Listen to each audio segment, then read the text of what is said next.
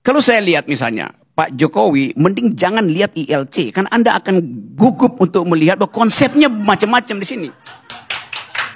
Dia pasti nggak ngerti. Sekarang saya buat mengerti dulu ya.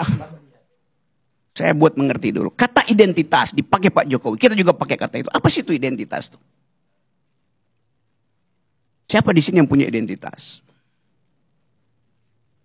Identitas itu di dalam bahasa aslinya, bahasa Yunani, artinya dia yang sudah mati. Karena cuma orang mati yang bisa diidentifikasi. Itu etimologinya begitu. Arya Bima identitasnya Soekarno. Apa selamanya begitu? Belum tentu. Karena dia masih hidup, dia masih berubah.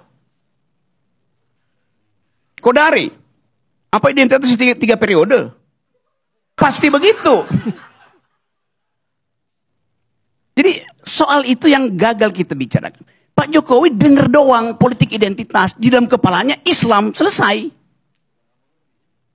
Karena nggak paham itu. Yang nggak paham yang salah bukan Pak Jokowi. Lingkungannya yang brief dengan cara yang buruk. Itu akibatnya kalau bergaul dengan orang dungu. Yes. Saya terangkan itu lebih jauh. Sekarang saya lanjut ya. Perlahan-lahan aja. Sesuatu disebut sebagai identitas karena direkognisi. Dalam politik, identitas itu timbul karena direkognisi. Supaya kita selamat dari kedunguan yang menganggap identitas itu final. Enggak. Identitas itu ada kalau orangnya final, artinya udah mati dia. Baru dia kita tahu identitasnya tuh. Selama dia hidup, aroma politiknya Bung Choi ini, Ustadz Choi ini baru-baru dari pro Ahok, sekarang dia menganggap Ahok ada kesalahan di situ. Biasa itu. Pro Anies sekarang. Biasa aja. Kok dari pro Prabowo sekarang masih pro Prabowo. Jadi secara ensiklopedia kata identitas itu hanya mungkin terjadi kalau orangnya udah mati.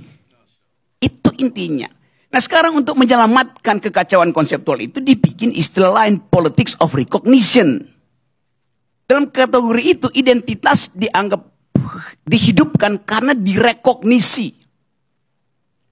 Nah itu yang menyebabkan kasus di Kanada misalnya, dia pakai politik multikultural, di kita multikultural. Tetapi mesti diingat, sesuatu disebut multikultural kalau dia punya efek elektoral, hanya itu intinya tuh. Kalau Anda punya identitas sesuatu nggak punya efek elektoral, nggak akan disebut sebagai politik multikultural. Baca Will Kim Lika, baca Charles Taylor segala macam itu pentingnya baca, jangan kerja aja. Jadi bangsa ini didirikan oleh orang yang membaca buku. Sehingga tadi yang terangkan oleh Fahri, mestinya kita perkakas yang ditinggalkan bangsa ini itu otak, pikiran, kita pakai. Teruskan perdebatan konstituan itu. Teruskan percakapan tentang masa depan itu. Nah Pak Jokowi nggak ada di situ. Pak Jokowi nggak tahu masa lalu, nggak tahu masa depan. Coba kita fair, coba tanya Pak Jokowi. Apa yang Pak Jokowi tahu tentang yang diterangkan oleh Fahri? Nol. Apa yang diterangkan Egy itu tentang masa depan, harapan. Rock ini memang sok tahu benar-benar. Saya tahu semua memang. Karena itu saya terangkan. Kan tadi kita berupaya untuk mendengar. Lama-lama oligarki intelektual juga dia. Ini apa relevansinya nih saudara? Lanjut. Oke, lanjut sekarang ya. Saya ambil sekarang bagian yang oke, kita bicara masa depan sekarang. Kita ingin masa depan kita dihasilkan oleh pemilu yang bermutu, right? Oke. Pak Jokowi juga bilang begitu, pemilu mesti bermutu tuh. Bagaimana pemilu itu bisa bermutu? Ada pertengkaran pikiran di dalam kampanye. Itu intinya tuh. Seorang pemimpin, dia harus mampu untuk menghasilkan konsep yang visioner. Di mana konsep visioner itu dimungkinkan dihasilkan? Di universitas, dalam pertengkaran di kampus. Tetapi, Kata Pak Jokowi, jangan bawa politik ke kampus. Dia nggak ngerti masa depan artinya. Masa depan itu ada gagasan, pikiran. Kampus dilarang untuk memperdebatkan politik.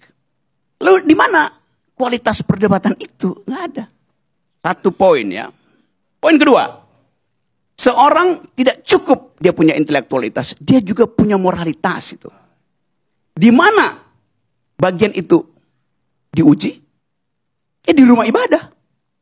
Tapi nggak boleh menguji presiden di rumah ibadah. Jadi Pak Jokowi mau bilang pemimpin ke depan itu nggak perlu intelektualitas, nggak perlu moralitas, cukup elektabilitas. Nah, itu urusannya Kodari. Survei aja. Jadi kita mensurvei sesuatu yang pemimpin kita hasil survei, bukan hasil pertengkaran akademis, bukan hasil moral clarity. Karena di tempat di mana pertengkaran pikiran harusnya diwujudkan, justru dilarang, yaitu kampus. Di tempat di mana moralitas diuji, justru dilarang, yaitu masjid, gereja, rumah ibadah. Di mana otaknya? Jadi dari awal kita tahu bahwa pemilu pasti nggak bermutu. Poin terakhir. 75 hari kampanye. Salah. 4,5 hari kampanyenya. 17 partai ingin membuktikan visinya itu masuk akal. Selama 70 hari. 70 bagi 17, 4,5 hari. Apa yang mau diharapkan dari pertukaran pikiran selama 4,5 hari? Yang diharapkan adalah amplop. Rakyat nunggu amplop. Jadi pemilu ini didesain untuk menghasilkan orang yang tidak berpikir dan orang yang hanya menagih amplop. Itu intinya. Nah, karena itu saya anggap bahwa ini refleksi kita supaya kita nggak segera ditipu oleh juru bicara yang disewa oleh istana untuk membodohi kita. Ini forum kejujuran gitu. Saya nggak punya kepentingan, saya nggak punya partai, gue nggak dukung siapa-siapa.